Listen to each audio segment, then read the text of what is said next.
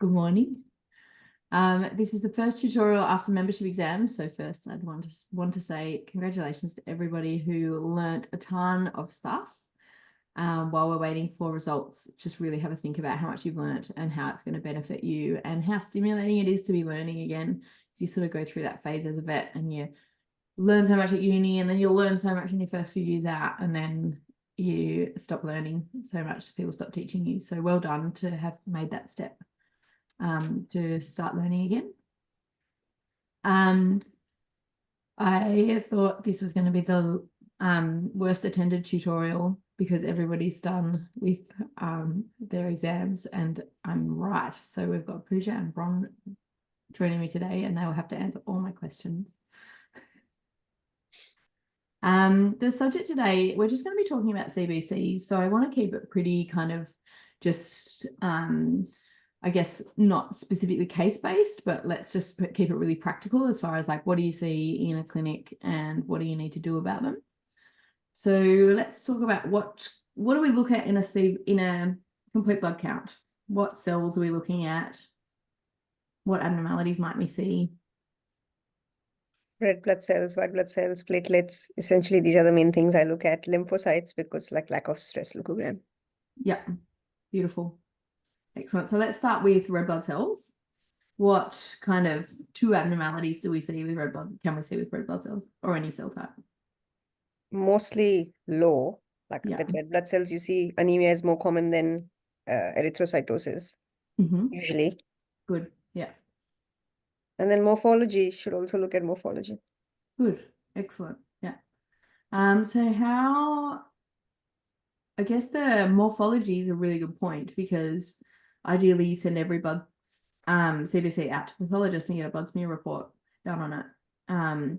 But that's not practical a lot of the time in emergency, and we don't get a lot of morphology information from our CBC. From that sort of printout, what information can you get from like the parameters that are given to you in a CBC? Like from the machine, you mean? Like the automated counts? Yeah, like morphology wise. I mean, from just the count, I typically look at the MCV, the MHC. Essentially, that's what I look at Yeah. if there's anemia. If there's no anemia, then I ignore it. Yeah. Do you know how they calculate anemia, like hematocrit on a CBC on an automated machine? Not in my head, just like that, I don't. But I know there's a formula. I think it's to do with I think they do take into account the volume, MCV. Yeah. But I don't know the exact formula. Yeah, it's basically like the number of red cells times by the volume.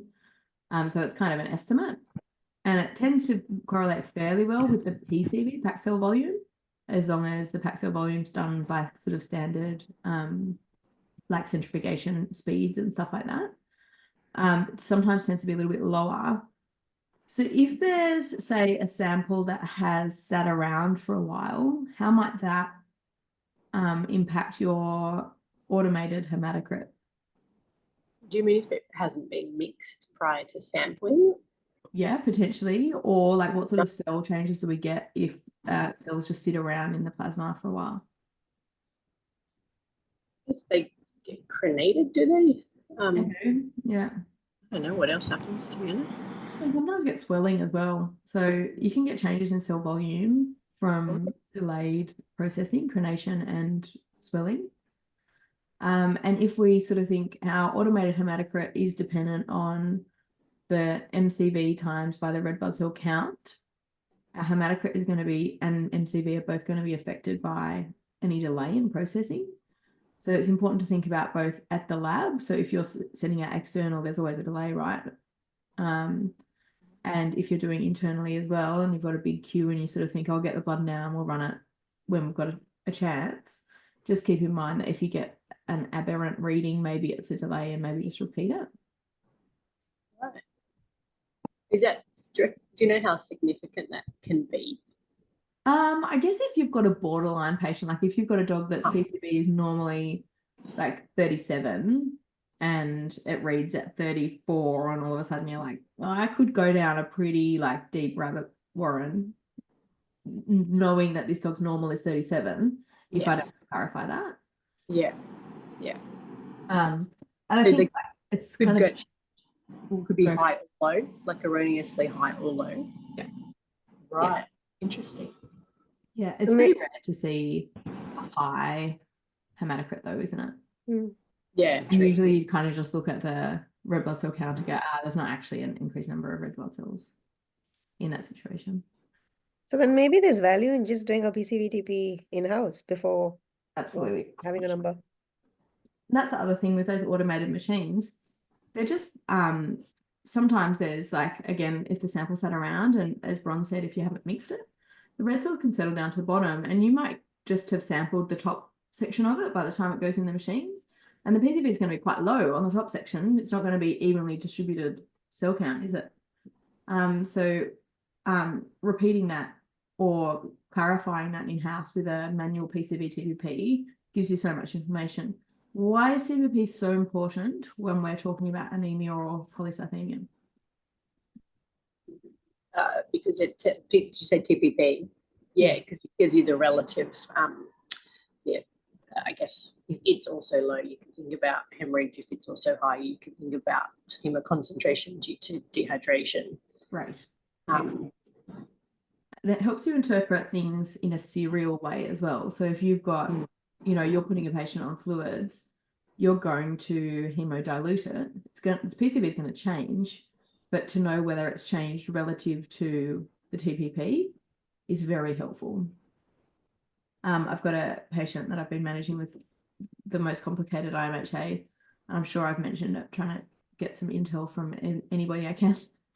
But this cat has had consistently a PCV of between 20 and 30, no matter how many medications I throw at it. And its TPP has always been 80, always 80, just sit there all the time. So the PCV changes we've been seeing have been sort of true changes. All of a sudden, this cat's on a huge amount of prednisolone. All of a sudden, the TPP dropped down to 70 with a PCV maintained. And I'm actually pretty sure that this cat's bleeding now, contributing to its hematocrit. But that, having done a TPP every single time, it would be so easy not to because this cat's hard to get blood from and stuff. It's really allowed me to change the way that I'm managing it as a result of that. wow. One thing that I don't understand on the CBC report is the MCHC. Like, can we just ignore that? Pretty much. Okay. I mean, if it's low, no, but high, yes. High, yes, exactly. Yeah. So your MCH is a much more meaningful parameter than your MCHC. Oh, I've been doing it the other way around. Is that? I've been looking at the MCHC and ignoring the MCH. Oh, one of them I ignore. I can't remember which one's which. No, I'm confusing. Corpuscular hemoglobin. I think that's the one I read. And then the hemoglobin concentration. I just don't understand what that means. That's a calculation of so MCH you judge your hypochromic or normochromic on, whereas the MCHC I think is a calculation based on the mean cell volume and your MCH, but it's very vulnerable to cell lysis because there'll be more hemoglobin in solution if there's hemolysis there. Oh, right. So MCH essentially is the average content of, like, it's the mass and weight of the hemoglobin per red blood cell. And then the MCHC is the average weight of hemoglobin per volume of red blood cell. So I think that's right, isn't it? So we look at MCH. Yeah, that should tell you the calculation. And it should tell you the color. Like the concentration, if it's high, you've got a darker colored cell. Or extra hemoglobin in the solution that's reading and making. Right. Free hemoglobin. Yeah. I really don't know the answer to this question, so I probably shouldn't speculate. People misquote. So I want to just touch on, Bron, you mentioned hemoconcentration and relative erythrocytosis. I think I don't want to go on too much about polycythemia because it's so rare as far as sort of a finding, but if you had a patient that came in and they had a elevated hematocrit and they were dehydrated, how would you manage that to try and clarify whether that was a true polycythemia or a relative polycythemia? I'd be looking at the protein. So if the protein was also quite high, I'd be more likely to think it's dehydration rather than polycythemia. Yeah. Particularly albumin, I guess. So what would you say to the client, like, you know, there's an abnormality that I want to clarify it. This is how how to explain it in layperson's terms. No, like what are you going to do with the patient? To clarify. Got to do physical exam. You're not in an exam, Bron. Give us some fluids and retest it. I guess I would hopefully I would assess its clinical hydration status, because if you're seeing changes on a CBC or a PCV and a TPP, you really should be seeing some clinical signs of dehydration. Sometimes, most of the time. Yeah, not always. Not always. I think a lot of these patients, it's hard. I think hydration is a really hard thing to assess clinically. In theory, you should for sure, but a lot of these dogs are the acute hemorrhagic diarrheal syndrome dogs that come in with the hemoconcentration, don't you reckon? Oh yeah.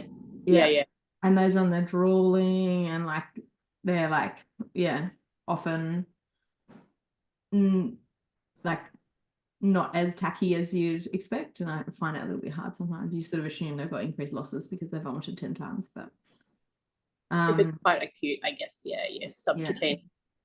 You don't get the signs are going to be still pretty normal, good elasticity. Yeah, exactly. Like response to therapy, put them on fluids and see if they're fluid responsive. They will like you'll see changes accordingly. Obviously, give time, and obviously also look into amount of losses, because if you've put on a specific fluid rate and then there's still significant losses, it's not going to change much unless you do something about the fluid rate. Yeah, perfect. Exactly. So really with these patients, I don't worry about the hemoconcentration. I just like use that as a marker of correction of hydration. But I'm just going to keep an eye on the PCV and check it again once the patient's hydrated and make sure it's normalized. What about true polycythemia? What are the causes of actual polycythemia? I guess it could be red cell neoplasia. Yeah. Or secondary, like appropriate response versus inappropriate to hypoxia. Good. What would cause hypoxia? Height. Respiratory. Simplest one. Respiratory. If you go to a mountain. Yes. Those Nepalese dogs always erythrocytosis. Chronic respiratory disease. Right. That's the most common one we see for sure. And then there's another one like cardiac disease, which is very rare because it would be typically a right to left shunt. And I would say there'd be other signs, but I have seen one that came in with differential cyanosis with a reverse PDA. And can you have an EPO secreting tumour? Yeah, good. Excellent. Yeah. So the mechanisms are kind of so relative or actual or absolute. You can have increased EPO due to, which is either appropriate to hypoxia or inappropriate due to an EPO secreting tumour. Never seen one, just for the record. Don't think it happens very often. There's a genetic cause of the kind of neoplastic form. It's not actually cancer. A lot of these dogs have normal life expectancies if it's managed. It's a neoplastic. It's in the sort of myelodysplastic neoplastic classification, but it's not one that kind of causes suppression of the rest of the bone marrow and stuff like that. Typically, there are erythroid leukemias which will do that, but polycythemia vera is an interesting kind of middle ground between neoplasia and just myelodysplastic process. And interesting that they've detected the genetic mutation for polycythemia in some dogs. And so, yeah, I thought it was a breed thing, right? It's not like, but I'm not sure. All right, what about anemia? What are the broad categories of what causes anemia? Hemorrhage, hemolysis, reduced production. Excellent. Okay, let's not talk about hemorrhage because that's boring. What about hemolysis? What are the causes of hemolysis? Most common. Immune mediated, most common. Yeah. And what about I actually have a question. In dogs, I think this is what I learned in school. I'm just clarifying if this is correct. Dogs are primary, whereas cats are secondary, more likely than like, is that still the, that's definitely not changed, right? Yeah, absolutely. Yeah. So they've changed the terminology. They're calling it reactive immune mediated hemolysis, I think. So it's still the immune system causing hemolysis, but it's kind of appropriate in cats. Or I shouldn't say appropriate, actually. It's like what's the most common cause of hemolysis in cats? I actually recently saw, this was literally last week, I saw this cat, which really scratched I scratched my head because I couldn't figure out whether it's actually hemolysis or just anemia of chronic disease, because it was like not too, the PCV was not too low. I just couldn't, in my head, I really spent a lot of time thinking whether this is hemolysis or not. And yeah, I would like you to give me some tips, because sometimes if it's just very borderline and your T-bill is not particularly elevated, then because that can be a marker, right? Like if your T-bill with a degree of hemolysis, your T-bill should usually go up, or that's not necessarily the case. Not always, actually. So T-bill is likely to go up if there's, because the liver is quite good at processing bilirubin. So it's got to go up quite fast to saturate the hepatocyte's mechanism to process that. So they have to have it is a marker of hemolysis, but not all cats it's a cat, right? Yeah. Yeah. Not all cats with hemolysis have an elevated bilirubin. And particularly if it's chronic and low grade, they often don't. It was like I think from memory, the cat's PCV was sitting around 22 and the T-bill was 28, which is why I was like, oh, is this just like, it's not. And I was like, the degree, I don't know if it matches. And I really spent a lot of time. And in the end, I couldn't answer the question. Like, I didn't know. I did do an FELV, FIV, which turned out to be antigen antibody positive in negative. But in the end, I still was like, I just wasn't convinced that this cat has hemolysis. And I actually think often I'm in that situation and my response is, let's see what's happening next week, because that's going to be the clincher. If it's chronic, it's going to be 21 or 20. And if it's like an acute hemolytic episode, it's going to be a fair bit lower than that. And sometimes I'll say, if I'm worried if they're pyrexic and actively unwell, I'll say, let's see what's happening in 12 hours or 24 hours, not a week. But if they're quite well animals that have kind of come in with just a little bit pale and all, we probably should check that, and they're not clinical for it. Now, this particular guy was pyrexic at 40.5 and actually was at the reg vet for 2 days and then was transferred to the emergency because the PCV was dropping, but not significant. Like I think dropping from like 26 to 22, like that sort of drop. So not particular, but then also was on fluids. So like, so I was just not convinced this is like absolute hemolysis. But at the same time, I couldn't refute it because I don't want to like just not. And what happens in pyrexic cats to cat red blood cells? The fact you're asking that question, something happens. Don't like it. Well, what's this? So if immune mediated hemolysis is the most common cause of hemolysis, what's the second most common cause in cats? Infection? No, is that not anymore? But infection causes immune mediated hemolysis because it means that the immune system is appropriately targeting infected red blood cells. So that's like still in the immune mediated category. And then infection like sepsis will cause. Why would sepsis cause hemolysis in a cat in particular?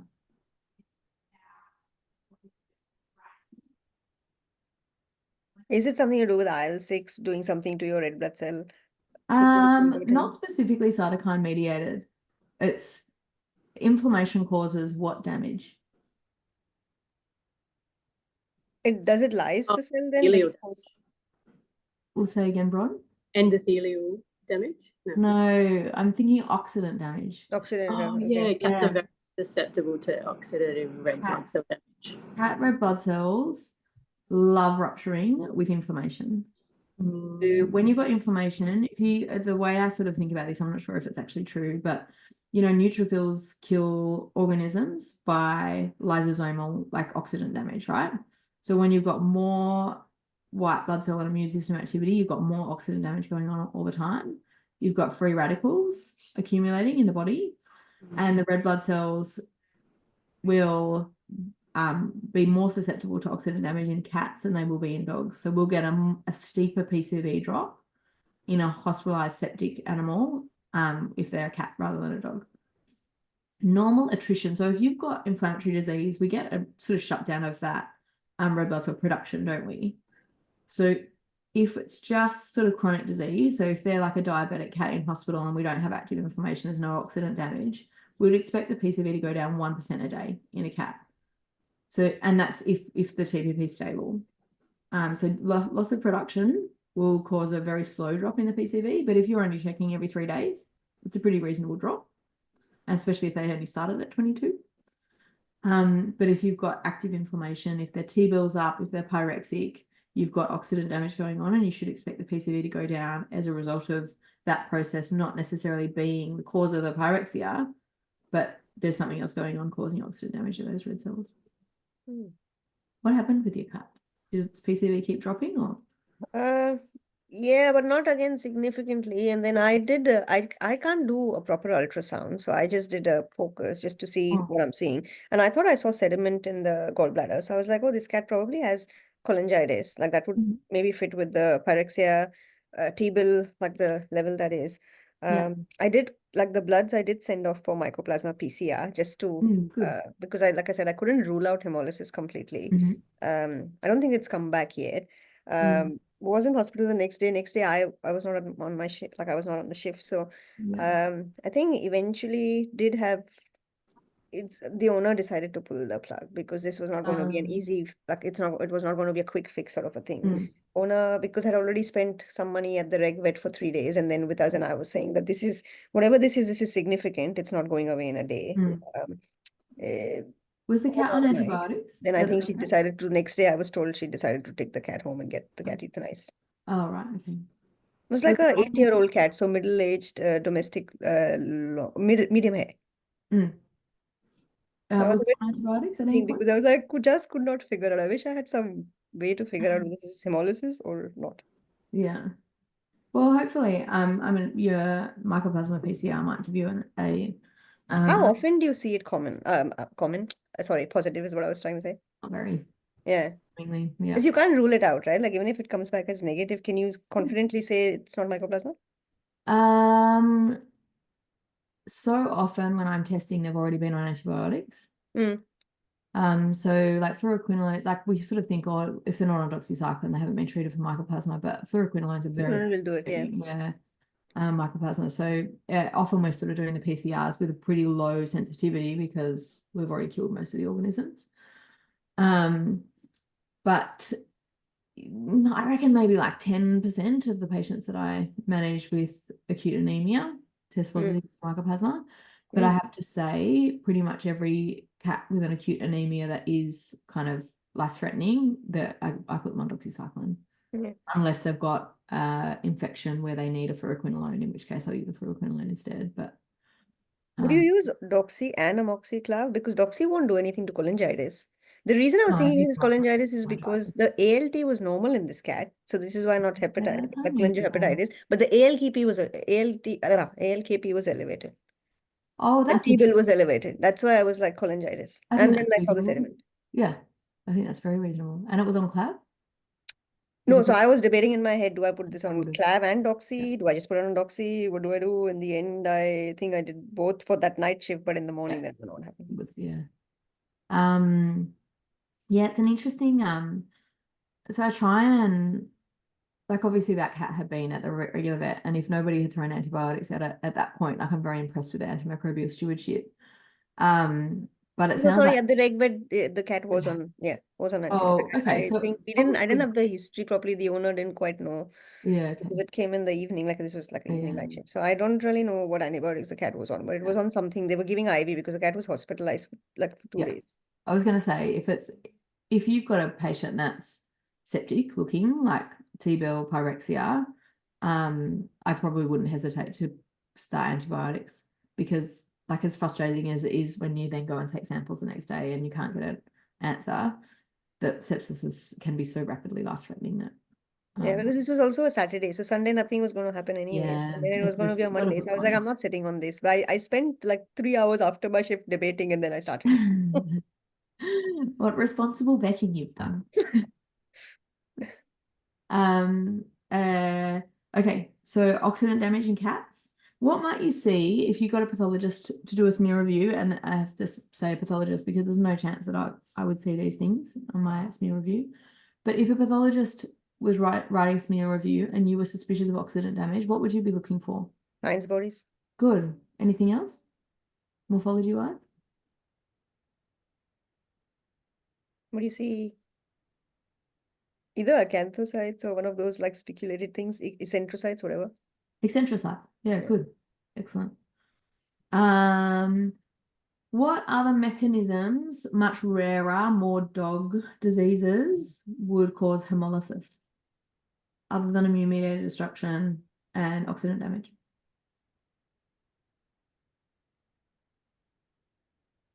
Specific to a dog. Cats can get it too, but rarer.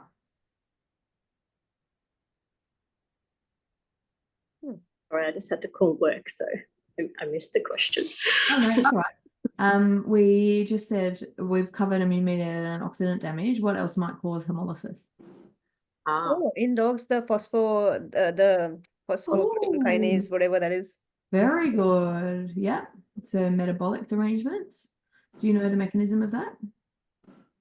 Not the mechanism. It's important. It's an enzyme that's required for some, like the. Glucose metabolism. Yes, thank you. Yeah. So energy provision for the cell. Yeah. So some dogs have got either a deficiency in phosphofructokinase and pyruvate kinase are the two deficiencies, and there's different. They're like quite breed specific and quite well reported. And most of the time, they actually they've got alternate pathways of glucose production, the sorbitol pathway, I think it is. So they're fine until they exert themselves or become hypothermic, and for some reason that shifts things towards like that pathway that they've got the deficiency in, and they can't, and then all of a sudden their red blood cells rise and they become quite acutely anemic, but it's always following a period of exertion. Have you seen one? No, Like never. how common is it? I've never heard of that. No, I think it's Springer Spaniels and Malamute Cocker. I think even cockers, isn't Cockers it? as well. Yeah. Yeah, quite specific familial disease. If you get an anemic dog, just Google anemia and breed just to double check it.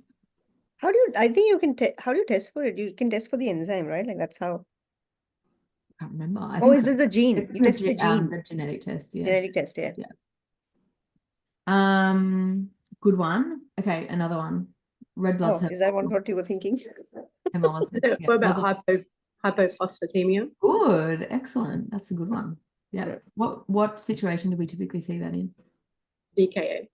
DKA. Good, excellent. And refeeding syndrome is the other one. Yeah. Not very common in a GP setting, but in a critical care setting, something we watch out for. Another one.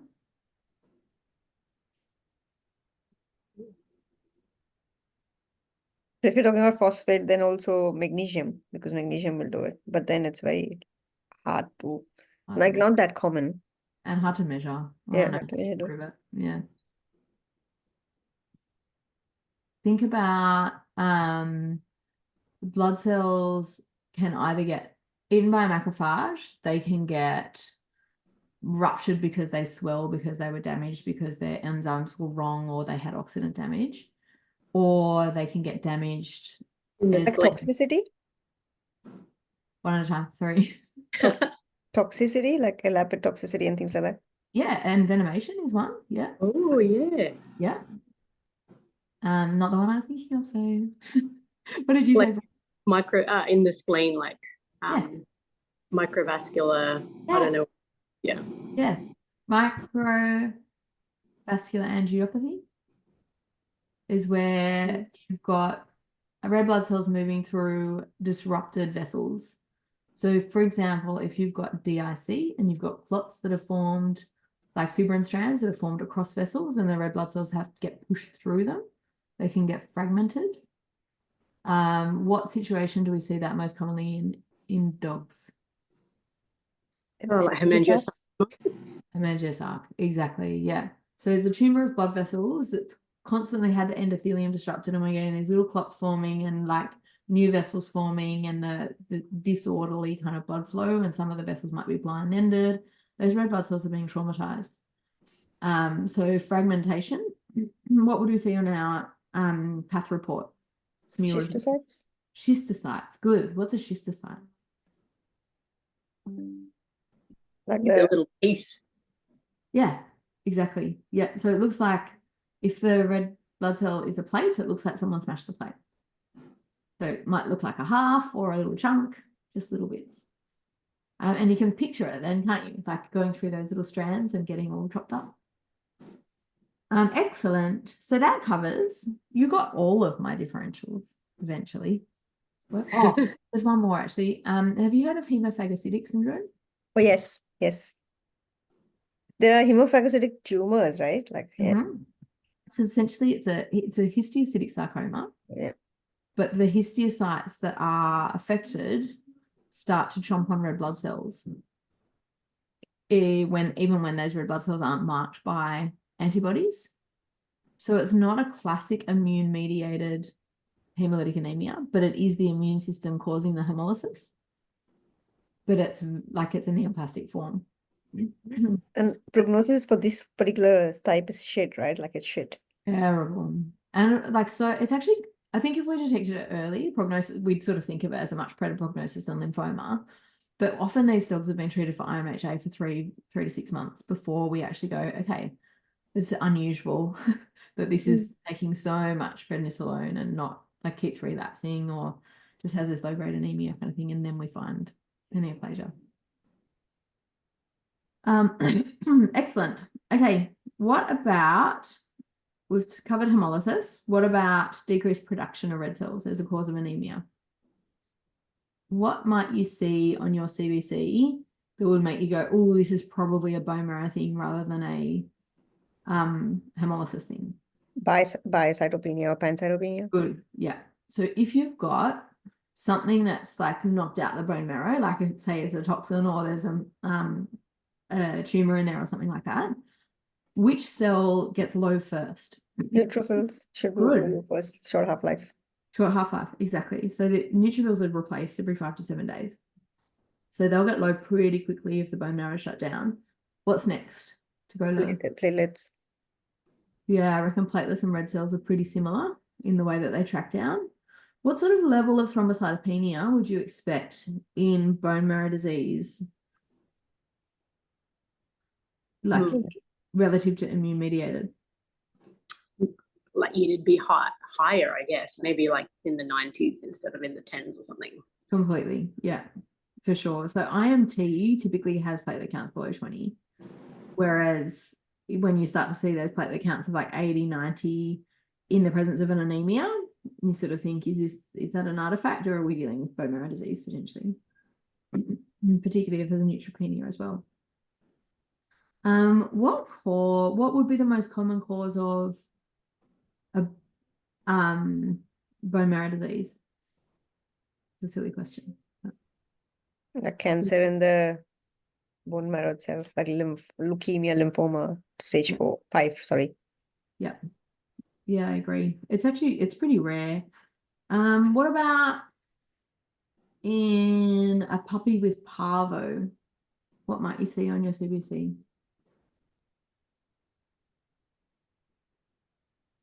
Like parvo affects the marrow, so I'm guessing you could see, you don't have to, but you could see cytopenias again, like 3 cell lines. Yeah, neutropenia is not uncommon in parvo puppies. Actually, gets into the bone marrow, and if it goes on for long enough, the red cells get low too, platelets get low too.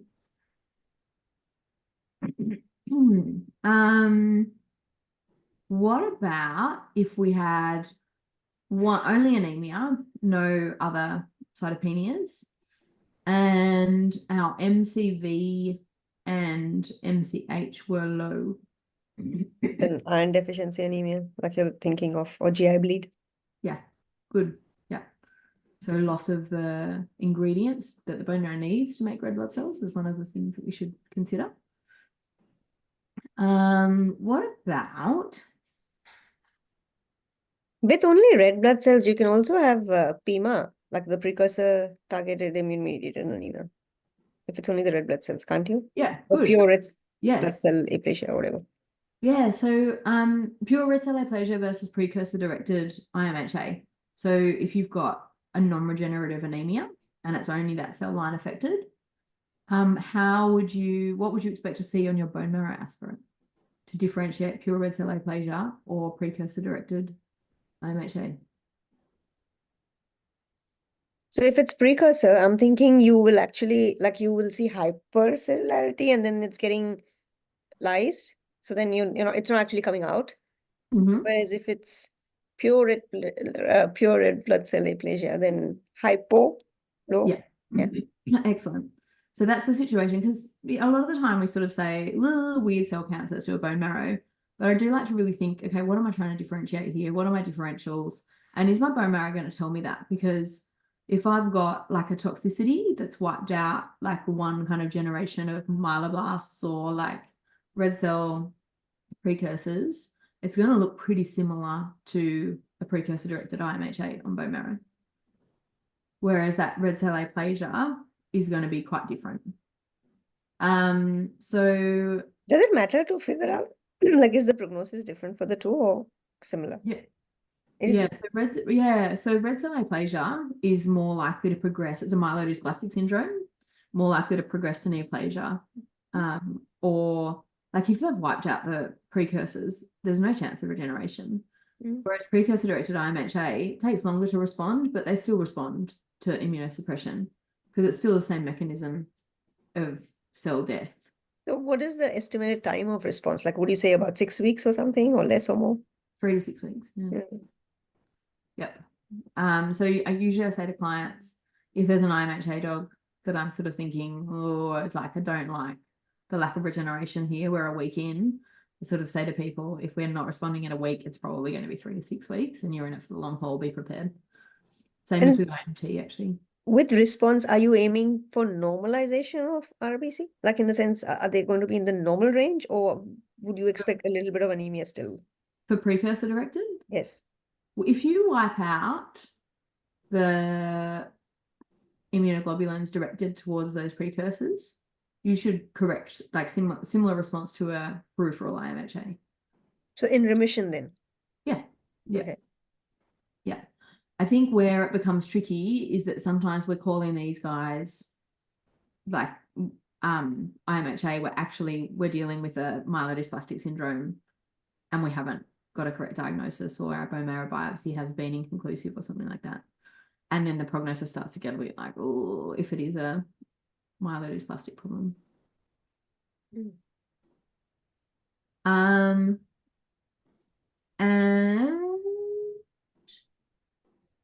what toxins might cause bone marrow disease?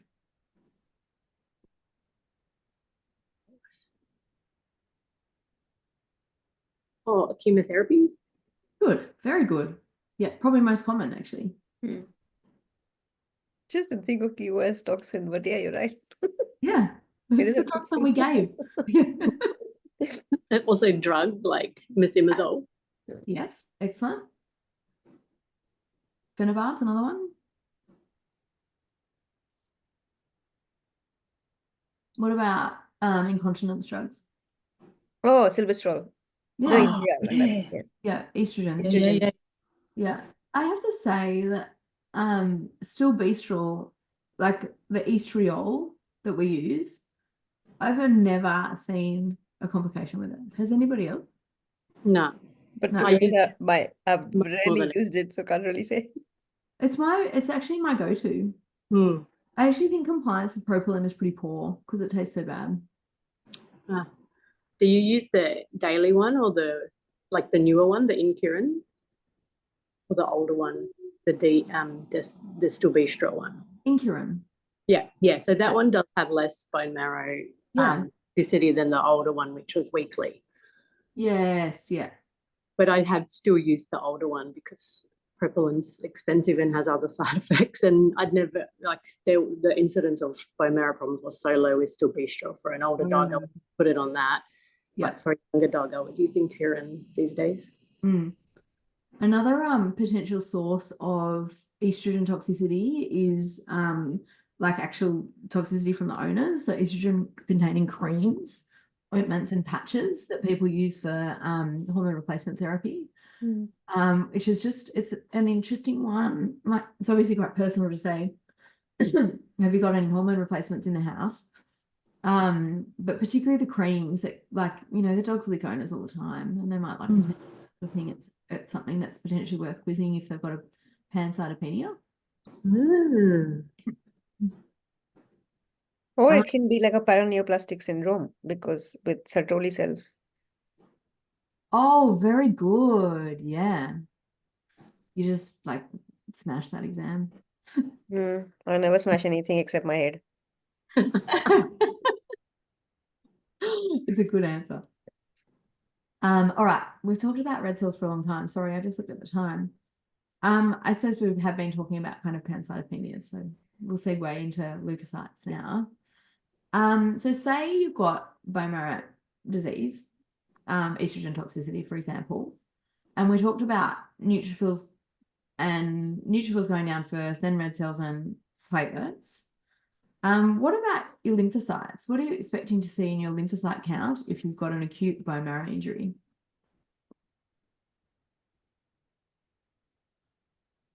Low? Will it be? Sorry?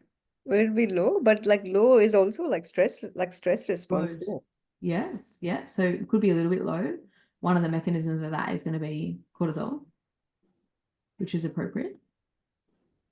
The reason I'm asking is because I want you to keep in your mind where lymphocytes develop. Is it in the bone marrow? Thymus. Like the lymph nodes. Lymphatic system is what I'm trying to say. Yeah. So the lymphocytes have a backup location. So B cells mature in the bone marrow, but T cells mature in the lymphatic system. And thymus, T for thymus. That's how I remember. B for bone marrow, T for thymus. And the majority are T cells. So we actually usually get a normal lymphocyte count in the presence of other cells going low. Or as you said, with stress, just a marginally, like a disproportionately low lymphocyte count as opposed to the other cell lines. What about a lymphocytosis? What are the mechanisms of a lymphocytosis? Firstly, you need to confirm it because the machine will often read bands as lymphocytes. So I never go by the number. You have to look at the smear. And then antigenic stimulation will do it. So young animals can have it, vaccine related sort of thing. And then cats, I believe a little bit is normal. Like it's just they are prone to antigenic stimulation, cats. Or is that a wrong notion? Okay. I don't know where I got that from. I can't remember reading that. Maybe the sorts of infections that they get hang around for a while. But I would say, like, in a sort of healthy cat, like indoor cat population, I wouldn't expect to see a lymphocytosis. And then Addison's would be a big one. Yeah, good. I had this dog who just had a pre-GA check and had a mildly elevated ALT, and they were like, oh, we'll just do a CBC as well. And I had a lymphocyte count of like 10. And then they're like, oh, we'll just get Anna in to come and do an ultrasound. And I ultrasounded this dog's liver, and the liver's completely normal. But the spleen's got looks like a hole punch has gone through it. I'm like, this dog's got a 7-year-old Cocker Spaniel, there for a dental, completely well. I'm like, I'm sure it's got lympho. Waiting for the aspirates to come back. What a shame. Anyway, yes, beware of lymphocyte counts being elevated. I tend to like, is there level at which we do not ignore it though? Like obviously if we're looking for Addison's, in a sick dog, we want the lymphocytes to be low. Like, is there a level at which I need to go and do a smear? I'm suspicious, like, because most of the patients we're seeing are sick, right? Like, unless they're there for a routine. Yeah. True. Yeah, if I'm seeing lymphocyte count even in the upper end of the normal range, I'm suspicious. That's not normal. Yeah.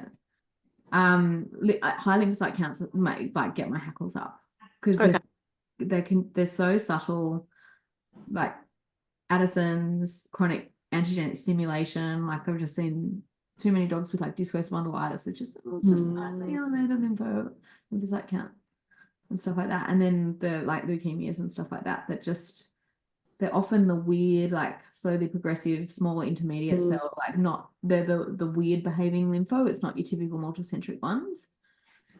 So then I'm sort of like, oh, we really need to look into this. Okay. So in a well dog, is that something you might just recheck in? I'd send out for a smear review. Like I just automatically just get somebody else that they're actually lymphocytes. Yeah. Yeah. And that the lymphocyte morphology is normal. Because what might you see in a smear like morphology report that might make you think I need to look into this more?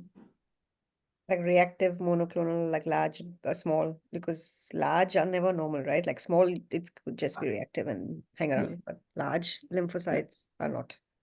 Yeah. They shouldn't be there. No, exactly. Yeah. And reactive lymphocytes make me more think like, we've got chronic antigenic stimulus here, and then why? Like this is a well dog. Like we see so many dogs with dental disease that don't get a lymphocytosis. Like we see like quite profound inflammation without a lymphocytosis. So if that's there, then we really like it's probably significant. Okay. Same with a cat. Like you would recheck it. Yeah. A well cat. Yeah. Yeah. Send it out to a pathologist. Yeah. Yeah. Strengths. Yeah. I looked at the smear of this dog's blood and I was like, they look like neutrophils to me. They were lymphocytes.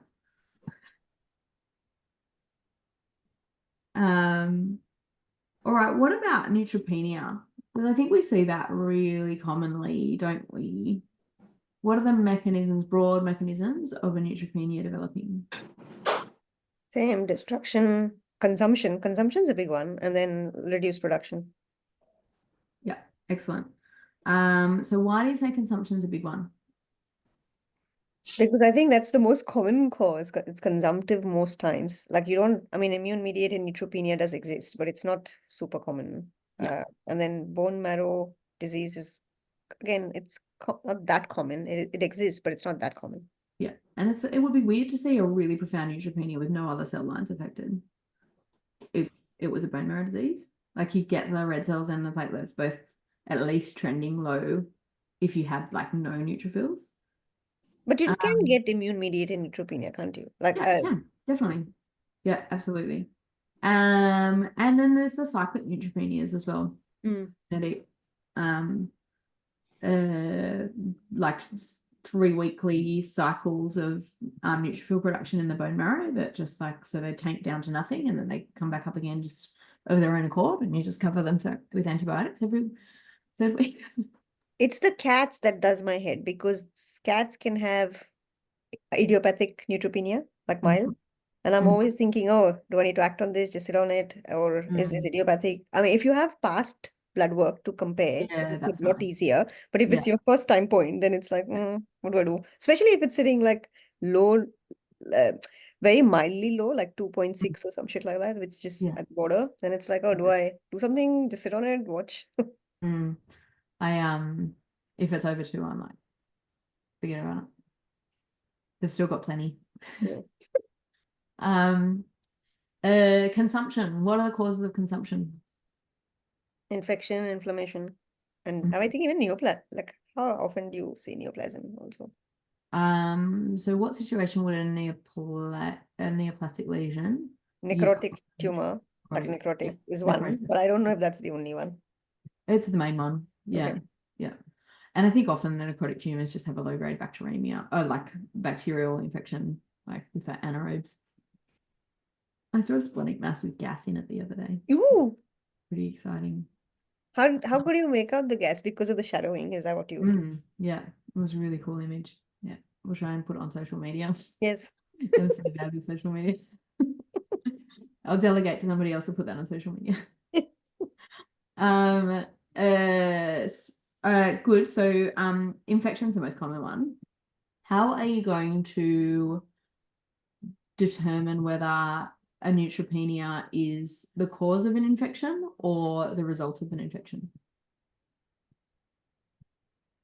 Looking at whether there's bands and I guess if there's a left shift. Yeah, good.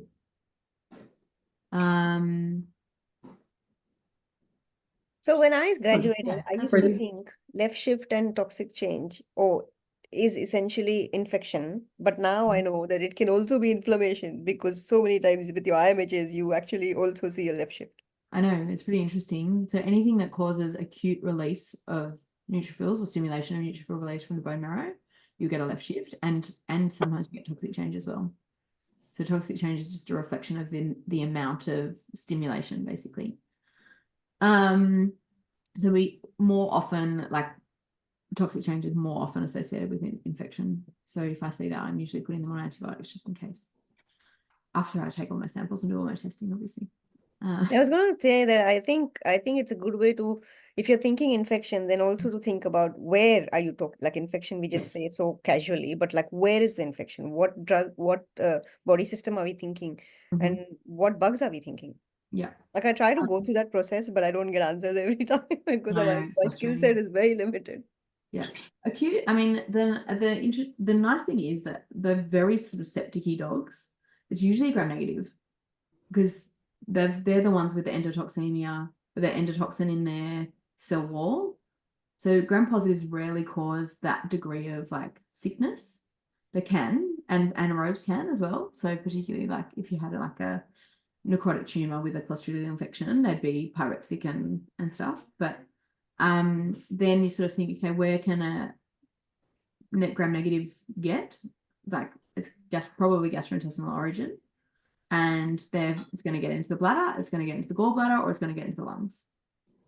So the kind of, if they're like crashed and burned, pyrexic, massive neutropenia with a left shift, and septic looking, like particularly in cats with the T-bill slightly elevated and stuff like that, and their heart rate and clinical kind of examination is consistent with sepsis, then I'd be treating them for an E. coli in one of, or testing for E. coli in one of those areas or similar. So chest rads and urinalysis basically. And if the infection is not there, it's in the gallbladder, and just treat it. So we're thinking as in aspiration pneumonia, as in the GI origin. Yeah.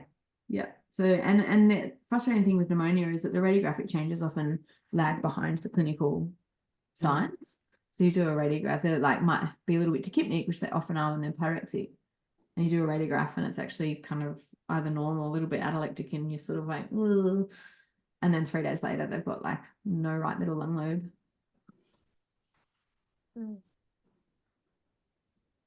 Right, we probably need to wrap up. Is there anything else you guys want to cover in the last couple of minutes?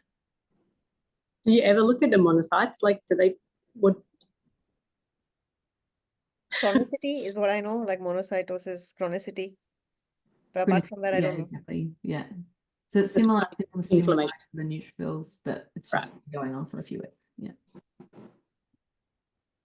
I have one last question with platelets, because we say like with IMT, your platelet count will be single digits.